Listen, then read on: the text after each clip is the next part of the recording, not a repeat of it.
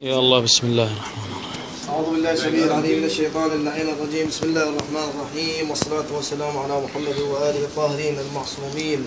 صلى الله على محمد وآله. نشرع إن شاء الله بلف الإمام على الطريقة الشيعية، والمكان هو في حوزة العباس المركزية في محافظة البصرة. هذا القماش أخوانا الأعزاء وتم تطبيقه بهذا الشكل، وهذا القماش هو 10 مترات، واعتيادي كلما اختلف حجم القماش كلما اختلفت عدد اللفات. الآن هذا القماش الذي بين يدي هو مكون من 10 مترات. الطريقة كالآتي: أول شيء نبدأ بصناعة حنك للعمام. هذا الحنك اخواننا الاعزاء التفتوا اليه جيدا. لما نلف العمام بهذا الشكل، شوف هاي الطريقة الأولى. الآن الحنك صار في هذا المكان، وهاي اللفة الأولى صار هالشكل، راح يصير الحنك في هذا المكان. لاحظ الحنك سيكون في هذا المكان.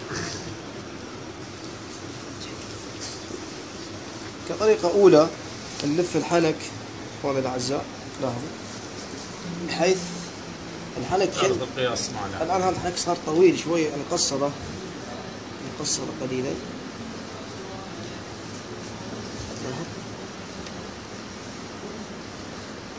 ونسوي الآن لفة، أيضا لا زال طويل، نقصر شوية من الدوام.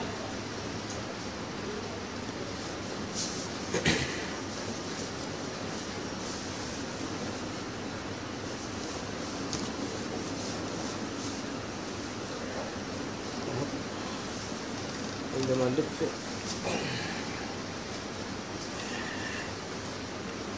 متى تقريبا؟ الآن نبدأ باللفة الأولى.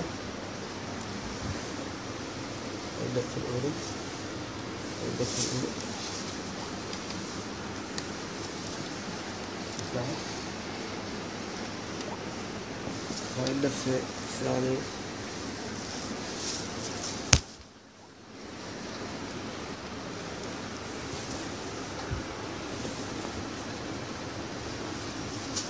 هاي اللفة الثالثة.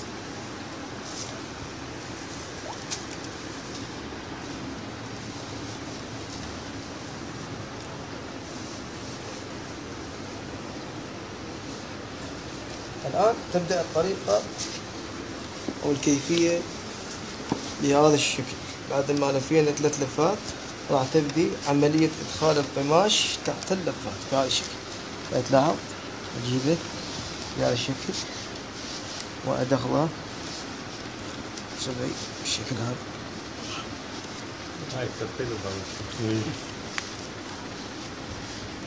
لاحظ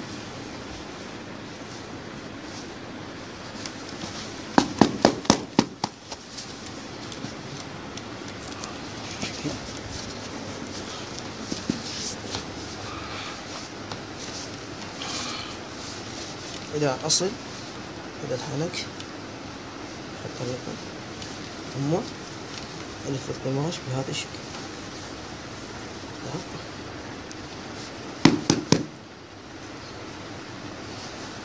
حاول تطبطب عليه عدة مرات. محمود تقعد شوي. القماش ياخذ قراره بصورة صحيحة. نجي الآن إلى اللفة الثانية، وأصنع كما صنعت في المرة الأولى. نفس الشيء أيضا، دخل القماش بهذه الطريقة. اطلع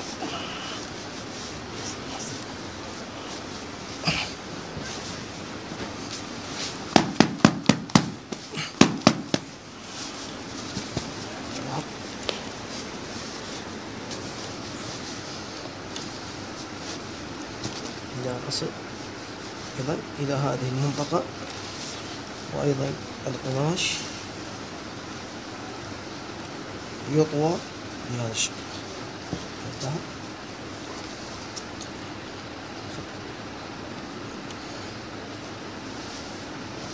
بس يطلع أيضا داخل الشكل.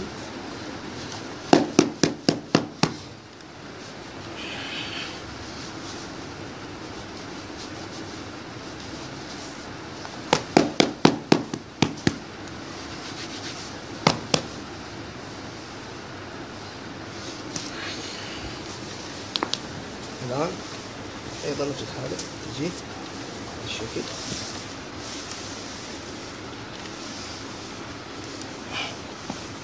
ترجع تدخل من البيت يعني نفس الشيء نعم، الطريقة السابقة.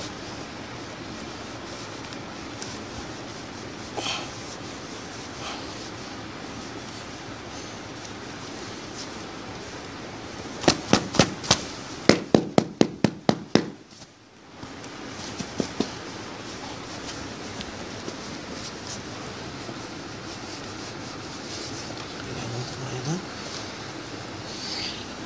ما شاء الله.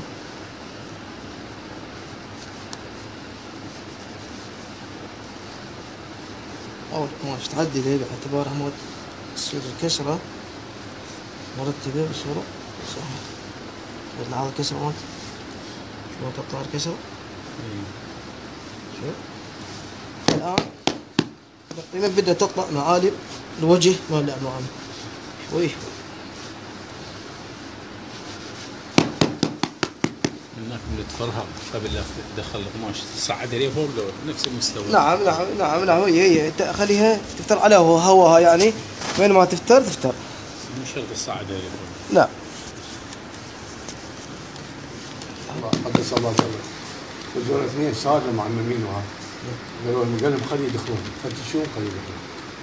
دخلوا اول شيء قالوا له سيدي تمشي، قال لهم احنا هسه اريد ترجعون اعمالكم تشدونها بس. رجعوا اعمالهم وهم ما عرفوا يشدونها، قالوا لهم شيلوهم. يعني مو كل واحد يجي. إلهي عظمة. يقولون درس بالحوزه كامله. نعم. هي العمامة تحتاج شنو إلى يقولون درس والله. يعني تحتاج إلى استمرار. ممارسة دائما. ممارسة كثيرة يعني. تمارس عليها. هي ما تأتي أول مرة، ما تأتي، بس تحتاج إلى وين يكون واحد يتعب نفسه. اقول لك هي كل شيء حتى تكرم مجرد الله صانع الصبار. هم شلون واحد يهندس بيه ويعرف يعيد احنا كل نمونه عندنا، نمونه شوف صوت الزباله عندنا وين وصلت هاي، كل ما لا نتعلم ولا لا نتعلم. يا بي ولا يحب الواحد يعلمني. يقول سيد محمد ما اذا جو ما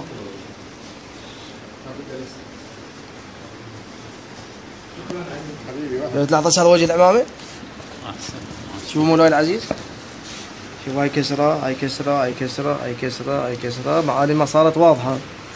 الآن نأتي إلى الحنك. الحنك شو راح يصير؟ انتبه لي، راح أجيب الحنك شوية، شوفوا شلون صار. هذا الصلاة يطلع؟ الحنك شوية أطبقه على مود لا يصير عريض. هذا بالصلاة يفتح؟ جدا. ما يفتح بالصلاة.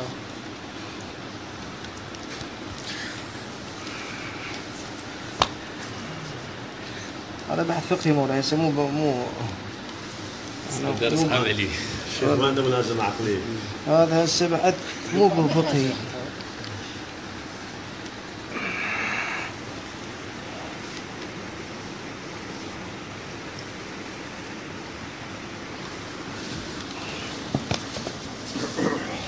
لاحظ اخواننا الاعزاء، هذا الحنك شوفوا ليش انا سويته طويل. على مود وين يجي يموت هنا في هذا المنطقه هنا. شوف ما يسوي خلل وجه العمام. ونشاز.